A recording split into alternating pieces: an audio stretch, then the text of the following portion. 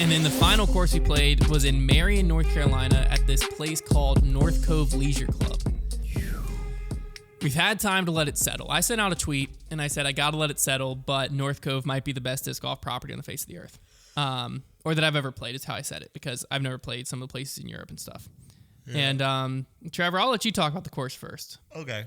Has your mind changed on it? No.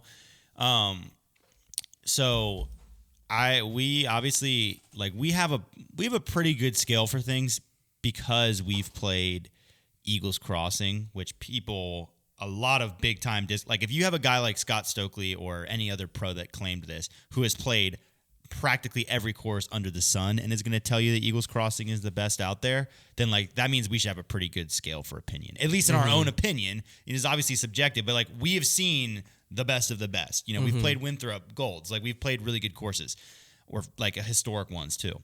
The property is flawless. It's on what used to be a golf course. And they have it manicured still beautifully. It's gorgeous. You're in the mountains. But aside from that, I think it is, in my opinion, it is my favorite disc golf course. That course we played was my favorite course I've ever played.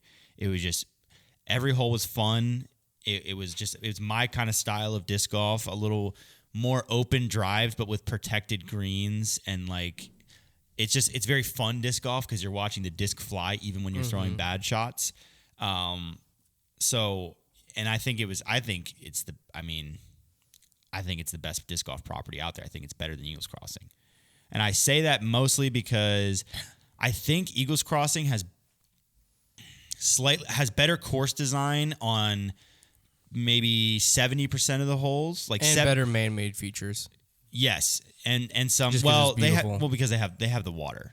What about the safari animals? Like the walls? I was talking about like the walls. Well, they've got like two. What or about three that walls. trigger plate that makes the alarm go off? Yeah, guys. I would say Eagles Crossing. It might be kind of it might kind of get a lot out of the water. Like if you take away the water of that course, then what do we think about it? You know, which it's not to say like water doesn't count for anything, but I think the Eagles Crossing has some better disc golf holes, but overall, like there's some bad ones at Eagles Crossing, and every hole, I didn't think there was any awful ones at this course.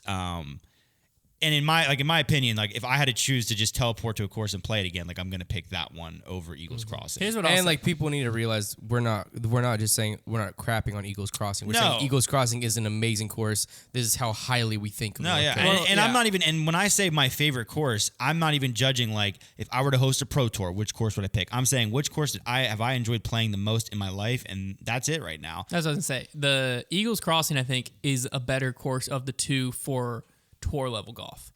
If you brought the top players in the world, we didn't get to play. We're going to definitely go back to North Cove. We only played Boulders. Well, they have 3 courses there. They have River Run, which is more of a pitch and putt. We got to play a few holes of that after with some of the families that came out to watch. And then Boulders is the one we played. And then they have, what's the other one called? The Gorge. The Gorge. Then they have the Gorge. The Gorge is apparently the more championship level course. We didn't get to play that one. So we're basing this on Boulders. Boulders is the course. And Boulders, if you brought the Pro Tour to, it would get shredded to a certain extent. It doesn't have, you'd have to add a lot of OB to it and change the course up. Hard, but yeah, There's also apparently one called Duvy that's like temp layout there as well. We also didn't get to see that. So this isn't to say that North Cove couldn't hold a Pro Tour, but the Boulders course couldn't in its current state. Whereas Eagles Crossing in its current state could. I think the difference to me, because what I'm trying to do as well is in my head, I'm trying to think of, I walk onto the course as just someone who's not there to film, not going to get in. Because like North Cove, we didn't have to pay. They were extremely gracious hosts. We didn't have to pay for anything. I'm removing that from my opinion of the course. Because obviously, if you walk in and the course is handing you canned Gatorades and telling you don't have to pay, you're going to like the course a little bit more before you even step foot on the property. So I'm removing all of that. I'm trying to think, I'm walking into Eagles Crossing and I got to pay $25, or I'm walking into North Cove and I got to pay $10. Which one am I walking out of there happier with? Or 15 to play 2 or rounds. 15 to play all. You can play all 3 courses. Or 3 if you wanted. Yeah. Yeah, play $15 you have an all day pass which at is North Cove. Really good. At Eagles Crossing, I do think $25 got you you I can think play it was again. 35. Was it 35 to play a second time? Either way, you're Either paying way. more. And that course, What am I that's walking twice. away happier with? As just a normal disc golfer, an average player, I'm having way more fun at North Cove. It's not even close. Mainly because Eagles Crossing is just a very demanding course. It is a tour level course. And like Trevor was saying, the property itself and the views of the property itself, they're not even on the same scale. There's some things that disc golf courses, well, you can control to an extent, but you can't once the course is in, and that's just the natural terrain and the surroundings. And this North Cove course being set in the mountains, it was just like, the views were incredible compared to Eagles Crossing, which is a beautiful property, but surrounding it is just, you're just in the middle of nowhere. There were It's multiple flat. times where I was like standing on the tee or at a green or whatever. And I also think that was another thing is North Cove was very creative with their greens and how they protected them. Yeah. To where like they would even at times, it had to be intentional. If it was just by chance, great job, you lucked out. But it had to be intentional. Where like the easiest shot to get to the green would be protected by something on the green. So like there would be like a dune that came up right of the basket. So the wide open easy hyzer, you could throw it, but now you're gonna have to sail it a little bit, and it makes it a more risky shot.